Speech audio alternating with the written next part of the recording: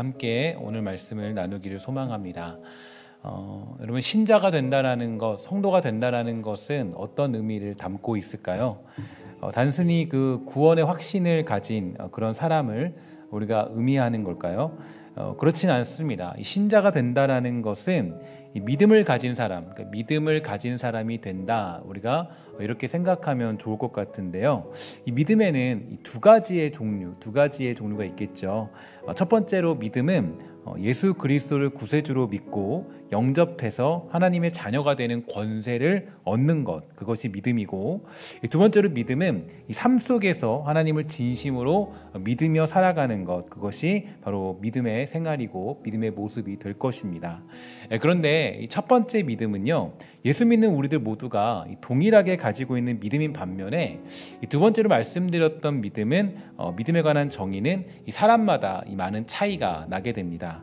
오늘 우리가 읽었던 요한복음 11장을 보면요, 이 마리아와 마르다 그리고 나사로의 이야기가 이렇게 등장을 하게 되는데, 어떤 일이 있었느냐 보니까 어느 날 이 마리아와 마르다의 그 오라버니 나사로가 이 병에 걸려 버렸습니다. 그런데 그 병을 보니까요, 정말 뭐 어떻게 할 수 없는 병이죠. 그래서 아마도 마리아와 마르다의 나이나 여러 가지 상황을 봤을 때 이 아마 나사로가 뭐 좀 이렇게 젊은 나이에 또 이렇게 또 아픔을 당하고 또 고통을 당한 것 같습니다. 그래서 이유도 없이 오빠는 죽어가고 있는데, 예수님은 그들 가까이 계시지 않았고, 또 그래서 누이들은 급히 사람을 보내어서 예수님에게 그 나사로가 위독하다라는 사실을 알려드렸고 전달해 드렸습니다. 여러분, 그러면 이 일을 접했던 예수님은 어떻게 해야 될까요? 원래 예수님은 이제 누구든지 다 그렇겠지만, 누군가의 어떤 그런 그 아픔을 접하거나 내가 조금이라도 도와줄 수 있는 상황, 누군가의 위기 상황을 극복시킬 수 있거나 이 도움을 줄 수 있다면, 당연히 우리는 누구보다 빨리 가서 그들을 돕고 또 그들에게 어떤 우리의 정을 베풀 수 있는 것이 보통 사람들의 그런 마음이고 모습이 될 것입니다. 예수님은 이제 이런 일을 접하게 되면은 빨리 달려가서 그 위독한 사람이 죽지 않도록 어떤 조치를 취하는 것이 맞겠죠. 그러나 예수님은 그렇게 하지 않으셨습니다. 어떤 급한 일이 있어서, 특별한 일이 있어서 그런 것이 아니라, 예수님은 계시던 곳에서 이제 이튿날을 머무신 후 그 다음에 다시 유대 땅으로 들어갔다, 이렇게 되어 있고요. 그리고 나사로가 이제 그 시간을 견디지 못하고 죽게 되었고, 이 장례까지 치르게 되는 그런 상황에 이르게 됩니다. 그래서 그런지 마리아가 그 예수님이 오셨다는 소식을 들었음에도 불구하고요, 이제 좀 삐진 거죠. 여러분, 좀 삐질 수도 있겠죠. 신앙생활 하다가 삐지게 된 건데, 그렇게 보고도 이 마중도 나가지 않았습니다. 소위 말해서 이 마리아가 서운했고 또 마음이 속이 상했고, 예수님이 조금 더 일찍 왔으면, 예수님이 조금 더 빨리 왔으면, 그러면 이제 이 문제가 이렇게 꼬이지 않았고 우리 오빠가 죽지 않았을 텐데, 이런 생각을 아마 하고 있었겠죠. 그래서 요한복음 11장 20절과 21절을 보면요, 이런 투덜댐이 있어요. 이 마르다는 예수께서 오신다는 말을 듣고 곧 나가 맞이하되 마리아는 집에 앉았더라. 마르다가 예수께 여짜오되 주께서 여기 계셨더라면 내 오라버니가 죽지 아니하였겠나이다. 이렇게 고백하는 모습을 우리는 확인할 수 있게 됩니다.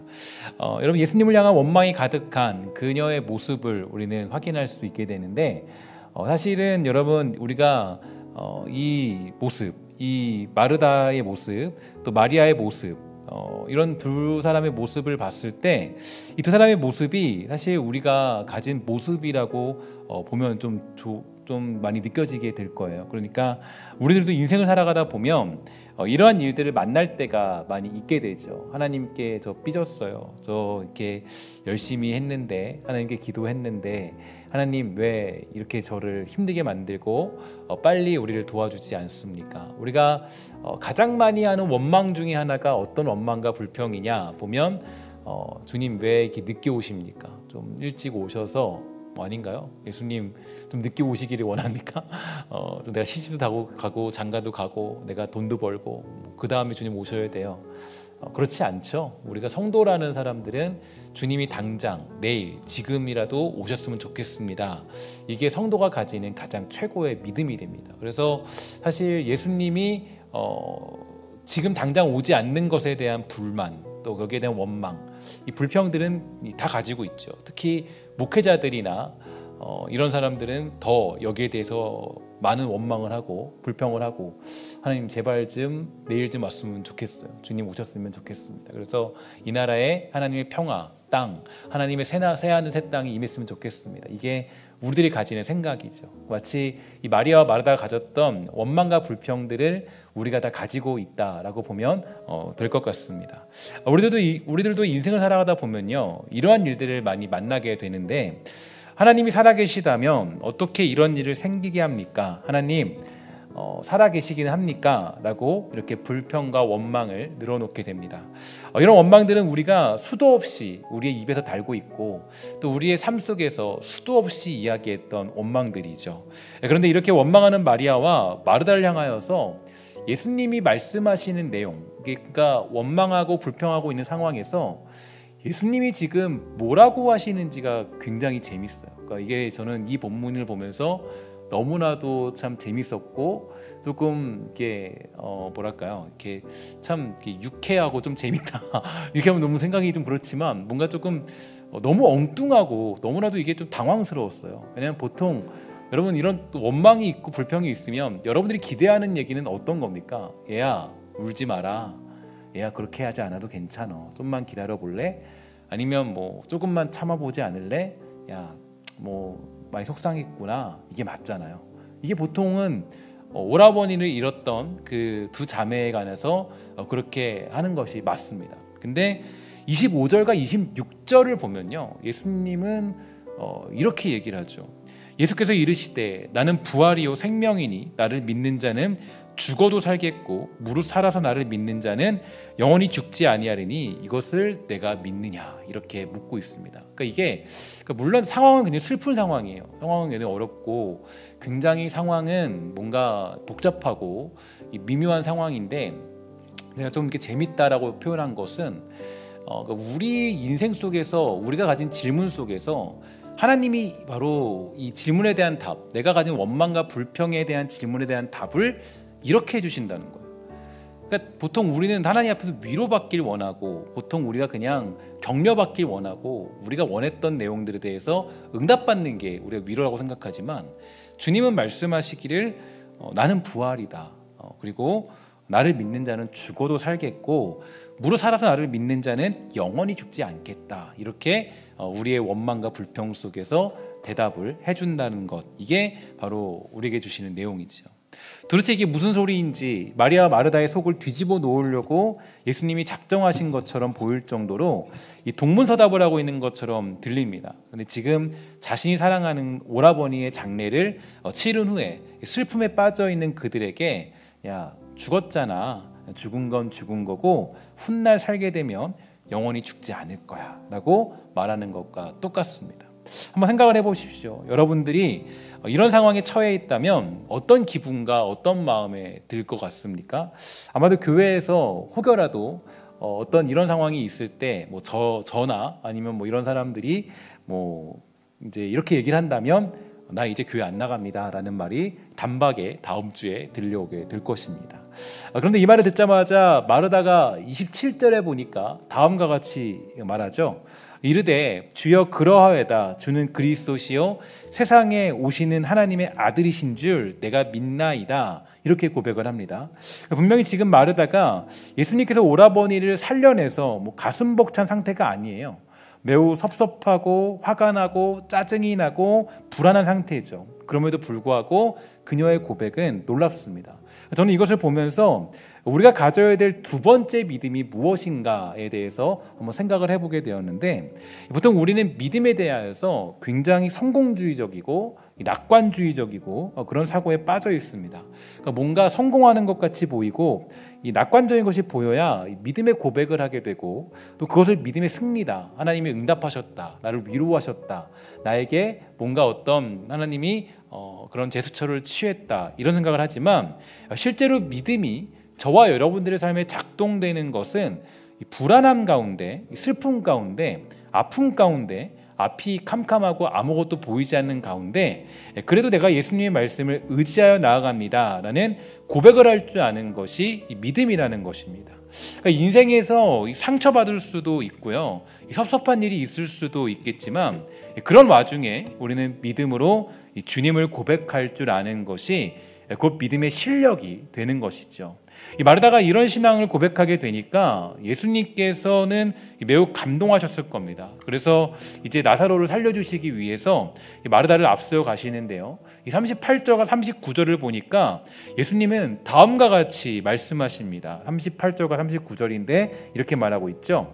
이에 예수께서 다시 속으로 비통히 여기시며 무덤에 가시니 무덤이 굴이라 돌로 막았거늘 예수께서 이르시되 돌을 옮겨 놓으라 하시니, 이렇게 얘기를 하고 있고, 이때 마르다가 얘기합니다. 그 죽은 자의 누이 마르다가 이르되 주여 죽은 자가 나흘이 되었음에 벌써 냄새가 납니다. 이렇게 이야기를 하고 있습니다. 그럼 이게 무슨 뜻입니까? 이미 이 나사로가 죽어버렸는데 예수님 이제 그만 관두세요, 이렇게 말을 하는 거예요. 분명히 마르다는 주는 그리스도십니다, 세상에 오신 하나님의 아들입니다, 이런 고백을 하게 됐지만 그녀는 예수님의 그런 신적인 사역에 대해서 부정하고 있습니다. 그러니까 저는 이런 부분이 굉장히 우리에게 중요하다라고 생각을 합니다.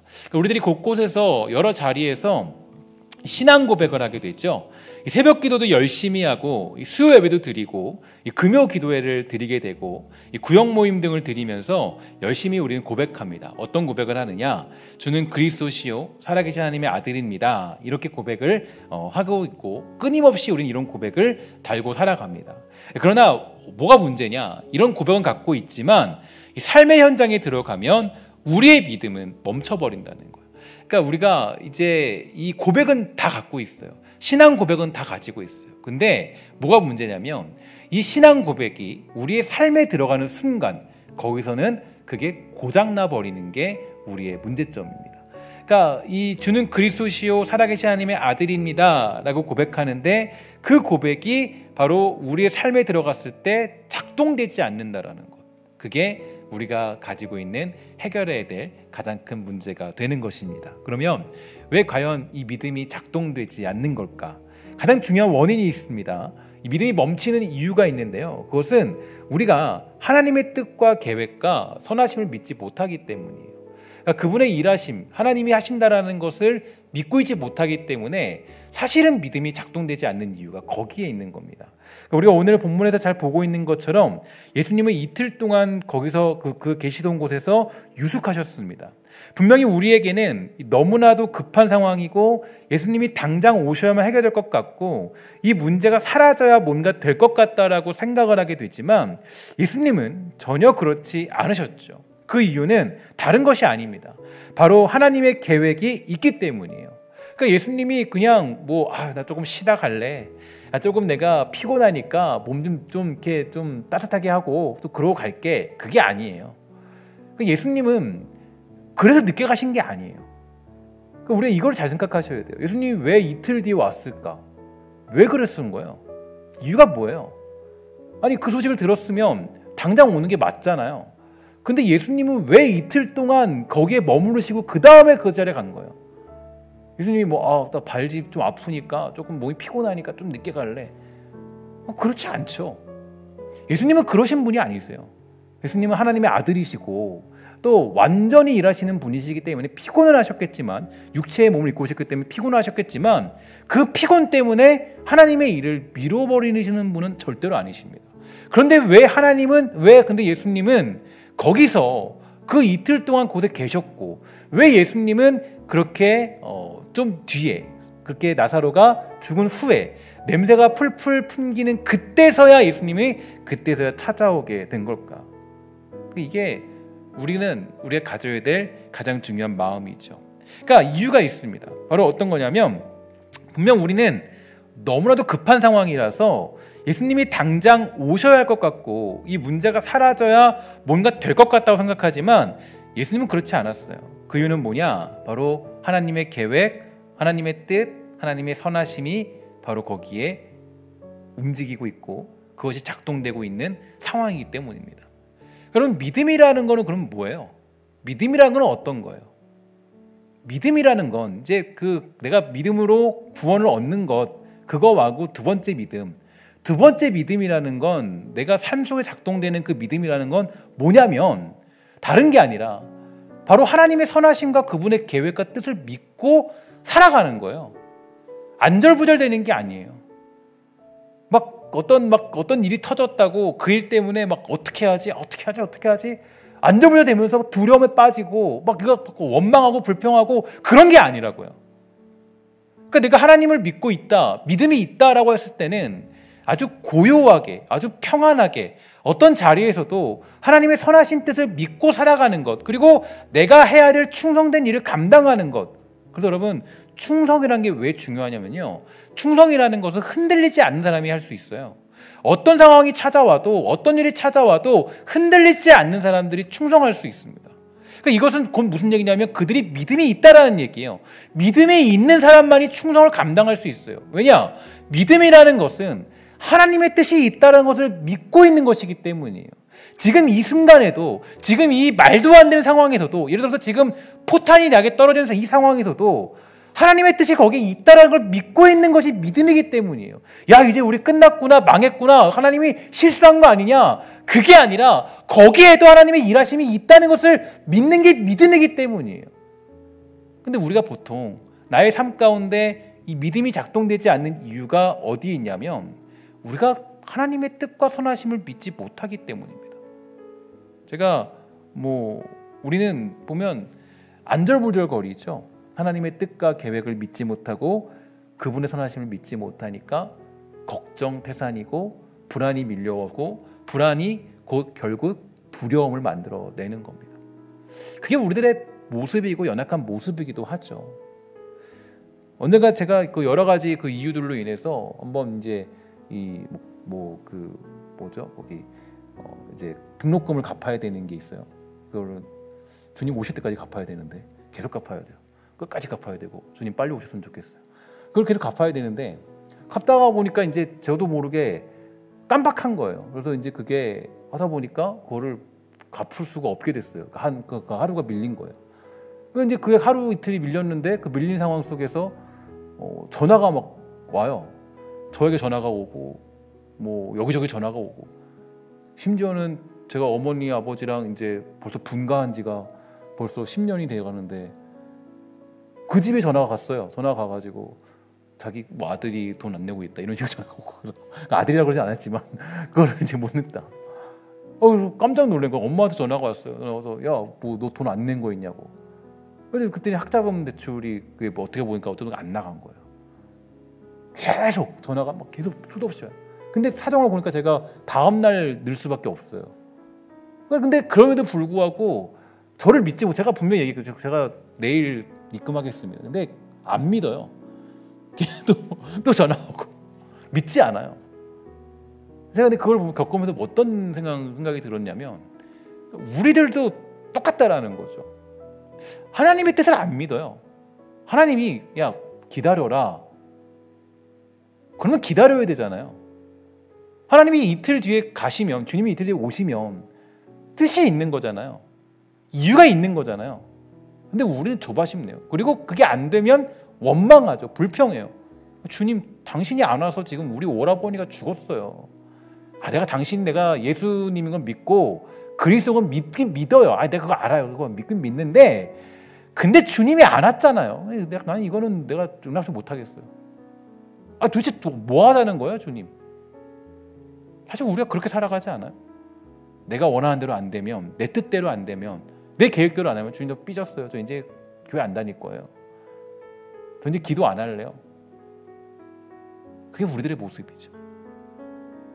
그러니까 이게 정말 우리는 이런 사이에 살아가요. 그게 맨날 우리의 싸움이에요. 믿음의 싸움은 사실 여기에 이 싸움이거든요. 이 싸움. 사실 최근 우리도 보면 여러 가지 위기 속에 있다는 것을 분명히 감지하고 있어요. 여러분 잘 아시다시피 이번 주는 정말 기독교계 내에서 완전히 폭발적인 일들이 일어났죠. 엄청나게. 그렇죠? 정말 우리들에게 있어서는 너무나도 힘든 상황들이 또 오고 있고, 여러 가지 하나님의 뜻이 있을 거예요. 분명히 하나님께서 여러 가지 상황들을 걸러내시고 또 알곡과 가라지를 뽑아내시고 여러 상황들이 있겠죠. 근데 우리는 또 불안해하죠. 사실 이 얘기를 하는 사람의 제가 사실은 제일 불안해할 겁니다. 여러분들보다 사실 인간이기 때문에. 하나님, 뭐 교회 앞으로 어떻게 합니까? 앞으로 이제 우리가 어떻게 또 이 상황들을 또 돌파해야 될까요? 조금 괜찮아질만 하면 불안하죠. 우리들이 다 그렇게 살아요. 그러니까 이게 어쨌든 간에 우리의 마음은 조마조마하고 불안하고 두렵습니다. 뭐 무슨 상황이 있든지 간에 어떻게 될지 저도 모르겠어요. 그러나 바로 이러한 때 뭐가 작동돼야 되냐? 이때 바로 우리의 믿음이 작동되는 겁니다. 이게 바로 두 번째 믿음이 작동되는 거예요. 그러니까 오라버니의 죽음 앞에서 뭐라 그랬습니까? 주는 그리스도십니다 라는 고백을 했죠. 그러나 뭐에선 작아졌어요? 주는 그리스도시여라는 고백은 했어요. 근데 뭐에서 멈췄냐면 나는 부활이요 생명이니라는 그 고백에서는 멈추게 됩니다. 이게 여러분 되게 너무 우리에게는 놀라운 장면이죠. 그러니까 지금 여기 이 상황은 뭘 의미하냐면 우리들의 상황과 똑같아요. 우리들이 보통 제일 잘하는 건 찬양을 하면서도 고백해요. 주는 그리스도시요 살아계신 하나님의 아들이십니다. 주님은 나의 구원자세요. 고백 잘해요. 여기까지 우리 다 잘해요. 근데 어디에 멈추냐? 주님이 부활이시고 주님이 생명이라는 것을 우리에게 찾아온 어려움과 불안과 어떤 상황 속에서 다 잊어버려요. 그래서 제가 사실 이제 뭐 두려움에 대한 것들은 연구를 굉장히 많이 하는데 두려움에 대해서 제가 이런 표현을 제가 나름대로 제 메모장에 적어놨어요. 두려움은 내 머릿속에 지우개와 같다. 물론 영화의 한 장면이긴 한데 두려움은 내 머릿속에 지우개와 같아요. 여러분 보세요. 제일 재미있는 장면이 뭐냐면 두려움이 찾아오잖아요. 불안이 찾아오잖아요. 그러면 예수님이 앞에서 무슨 일을 했던지 간에 아무도 기억하지 못합니다. 제자들이 예를 들어서 오병이어의 기적을 경험했어요. 예수님은 떡도 만들 수 있는, 떡도 그냥 무한적으로 만들 수 있는 분이구나. 그냥 뭐 생선도 그냥 막 나눠줄 수 있는 대단한 분이구나. 근데 어떤 일이 생기냐면 물에서 그냥 막 폭풍으로 만나니까 다 잊어버려요. 뭘 잊어버려요? 예수님이 그런 일을 했다는 거 다 망각해버려요. 그러니까 이게 우리들의 모습이에요. 여러분 우리가 이 두려움이라는 거는 이 불안이라는 것은 뭐를 만들어내냐면 그러니까 우리의 모든 하나님이 주신 주님이 부활이시고 생명이라는 사실을 다 잊어버려요. 하나님이 선하신 뜻이 있다는 것도 잊어버리죠. 망각하죠. 하나님의 선하신 손길이 우리를 붙잡고 있다는 것도 우리는 다 잊어버리죠. 의심하게 되고 이게 왜 터졌을까? 그래서 어떤 사람들이 막 같이 교회를 막 같이 성도인데도 불구하고 막 싸잡아서 교회를 욕하고 있고 막 그런 사람들 보면은 한 대 쥐어받고 싶어. 저도 막 그냥. 그렇지 않죠. 여러 가지 봤을 때 물론 문제를 우리가 해결하는 건 중요하겠지만 하나님의 뜻이 있고 하나님 선하신 일이 있고 그분의 계획이 있다라는 거예요. 지금이라도 당장 뭐 예를 들어서 주님이 뭐 코로나라는 상황을 끝내버릴 수 있죠. 여러분 우리 그거 믿고 있잖아요. 하나님이 그럴 수 있는 분이라는 거. 그런데 하나님이 안 끝내세요. 끝내지 않으세요.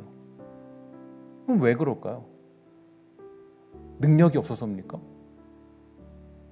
힘이 없어서입니까? 지혜가 부족해서일까요? 아니에요. 하나님의 계획이 있기 때문이에요. 제가 이제 요즘에 이 사태를 이렇게 보게 되면서 뭐 이런 생각이 들었어요. 우리는 이제 질문에 답할 때다. 어떤 질문에 답을 할 때냐. 예수님이 죽을 때, 예수님이 핍박당하고 고난당하실 때 많은 사람들, 또 유대인이라는 사람들의 그 대표자가 뭐 아니면 또 군병들이 이렇게 예수님을 조롱했습니다. 야, 너는 구원자인데, 너는 하나님의 아들인데 너는 왜 너 자신도 구원 못하냐? 네가 그러고도 구세주냐? 조롱했어요. 그래서 이 조롱이 우리를 향한 조롱이죠. 지금 우리를 향한 조롱이에요. 야, 너네들은 교회 다니고 하나님 믿는다며. 근데 왜 너네들은 코로나 하나도 못 맞고, 너네들은 왜 그렇게 거기에 살고 있냐. 사실 우리 믿음의 사람들도 여기에 겁먹고 지금 굉장히 벌벌 떨고 있는 경우도 많이 있어요. 믿음을 상실한 사람도 많이 있고. 근데 보세요. 예수님이 그 질문을 받았을 때 예수님이 거기서 그들을 다 쓸어버리지 않았어요. 야, 내가 구세준 거 보여줄게. 너 한번 너네들 일로 한번 와볼래? 하면서 그냥 십자가에 내려와가지고 그냥 다 뒤집어 놓지 않았어요. 묵묵히 뭐 했냐면 하나님의 길을 따르셨어요. 묵묵히 하나님의 계획을 순종하셨어요. 그 전에 겟세마네 동산에서 어떻게 기도하셨습니까? 너무 잘하는 기도가 있죠. 뭐라 그랬어요? 주님, 이게 아버지의 뜻이라면 저 아버지의 뜻을 따르겠습니다. 이게 제가 가야 될 길이라면. 예수님이 우리에게 몸소 보여주신 것이 그 모든 성난 군중들 앞에서 예수님이 선택하신 믿음의 모습, 그 작동된 믿음의 모습은 하나님의 뜻이 있다라는 거예요. 거기서 내가 뭐 난리를 치고 내가 뭐 세상을 뒤엎고.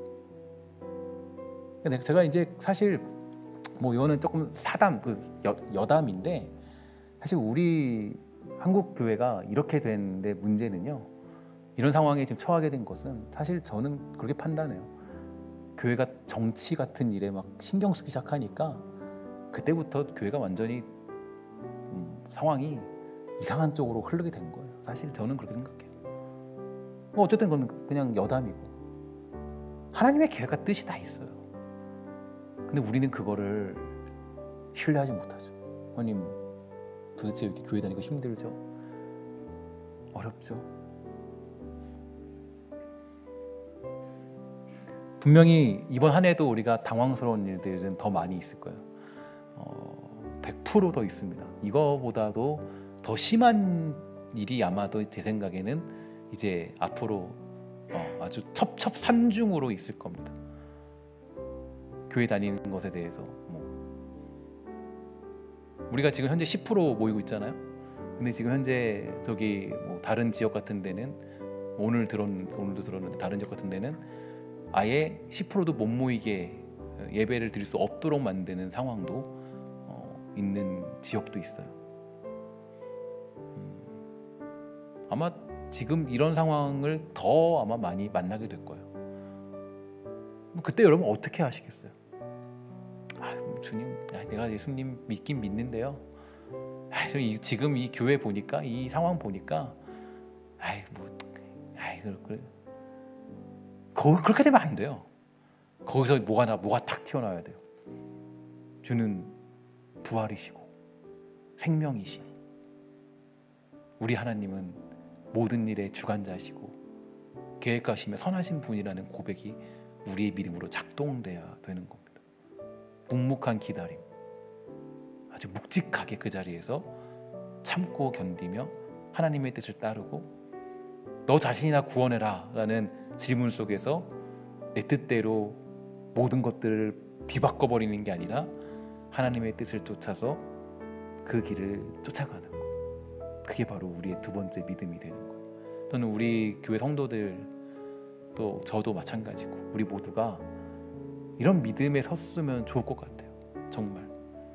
그래서 하나님의 계획과 선하심을 믿고 살아가는 것. 그 대표적인 시편이 하나 있죠. 시편 23편. 여러분 너무 잘 아는 말씀입니다. 우리 23편을 한번 우리 다 같이 한번 읽어보도록 하겠습니다. 시작. 여호와는 나의 목자시니 내게 부족함이 없으리로다. 그가 나를 푸른 풀밭에 누이시며 쉴만한 물가로 인도하시는도다. 내 영혼을 소생시키시고 자기 이름을 위하여 의의 길로 인도하시는도다. 내가 사망의 음침한 골짜기로 다닐지라도 해를 두려워하지 않을 것은 주께서 나와 함께 하심이라. 주의 지팡이와 막대기가 나를 안위하시나이다. 주께서 내 원수의 목전에서 내게 상을 차려주시고 기름을 내 머리에 부으셨으니 내 잔이 넘치나이다. 내 평생의 선하심과 인자하심이 반드시 나를 따르리니 내가 여호와의 집에 영원히 살리로다. 아멘. 이게 바로 뭐냐면 다른 말로 표현된 나는 부활이요 생명이니, 그죠? 이게 바로 다른 말로 표현된 구약식의 고백입니다. 하나님의 선하신 뜻을 믿는, 그 부활을 믿는 고백, 그 생명을 믿는 고백이 바로 선하신 목자 되신 그분을 믿는 거예요. 그래서 여러분 시편 23편에서 우리는 두 가지 문장에 좀 집중을 해봐야 돼요. 뭡니까? 첫째로는 여호와는 나의 목자시다 라는 말에 집중을 해야 되고, 두 번째로는 내 평생의 선하심과 인자하심이 반드시 나를 따르리니. 이게 우리 믿음이거든요. 우리가 가져야 될 믿음이에요. 내 평생에, 그죠? 내 평생에 선하심이, 인자하심이 뭐예요? 반드시. 여기 여러분들이 할 수 있으면 나중에 이 반드시에다가 동그라미를 쳐놓으셔야 돼요. 아주 빨간 줄로 쫙쫙쫙 아주 딱 보일 때 딱 볼 수 있게. 반드시예요. 절대로 틀림없이 그분의 선하심과 그분의 인자하심이 나를 따를 것이다. 내가 어디 있을 때요? 사망의 음침한 골짜기에 있을 때라도, 그렇죠? 내가 캄캄한 저기 어디 바닷 가운데 있을지라도, 그래도 주님께서 그 선하신 계획과 뜻이 우리를 따르고 있습니다. 이게 바로 우리의 가져야 될 두 번째 믿음이 되는 겁니다. 우리 선한 목자는 우리의 평생에 자기의 선하심과 인자하심을 두고 자기 일을 행하시는 분이십니다. 하나님께 독촉하며 의심하며 불만 가질 것이 없죠. 고난과 어려움, 사망의 음침한 골짜기에도 하나님의 선하심과 그 뜻이 있음을 믿으시고, 여러분 각자의 자리에서 충성된 종으로서, 사실 충성 종으로 살아가기 쉽지 않아요. 이런 시절에 금요기도회를 하는 것 만만치 않죠, 그렇죠? 각자의 자리에서 하고 있는 분들도 계시고, 또 여기서 하고 있는 분 계시고, 또 아예 놔버린 사람들도 있을 거예요. 그럼 우리 이 시간이 하나님의 선하신 뜻이 있음을 믿고, 여러분 정말 그것을 회복함으로 이 어려운 때에도 주를 향한 믿음이 작동되는 복되고 아름다운 신성의 권속이 다 되기를 주의 이름으로 간절히 소망합니다. 우리 함께 잠깐 기도하고 찬양하고 우리 기도하도록 하겠습니다. 우리 하나님 감사합니다. 우리가 각자의 자리에서 주님 예배하기 소망합니다. 하나님, 혹시라도 우리의 믿음이 죽어 있다면, 주님을 향한 믿음이 세워져 있지 않다면 주님 축복하여 주셔서 사랑하는 백성들이 다시 이 믿음을 회복하도록 허락하여 주시고, 선하신 주님의 계획과 뜻이 우리 안에 있다라는 것, 반드시 나를 따른다라는 것 우리가 잊지 않도록 허락하여 주시옵소서. 하나님이 우리 함께할 줄 믿습니다. 하나님, 여러 상황 속에서 두려워하여서 그냥 피하고 도망치는 것이 아니라 여러 상황 속에서 주님의 뜻이 있음을 믿고 충성된 종으로 살아가는 복된 은혜를 우리 모두에게 베풀어 주시옵소서. 하나님 함께할 줄 믿사오며 모든 말씀 예수님의 이름으로 간절히 기도합니다. 아멘.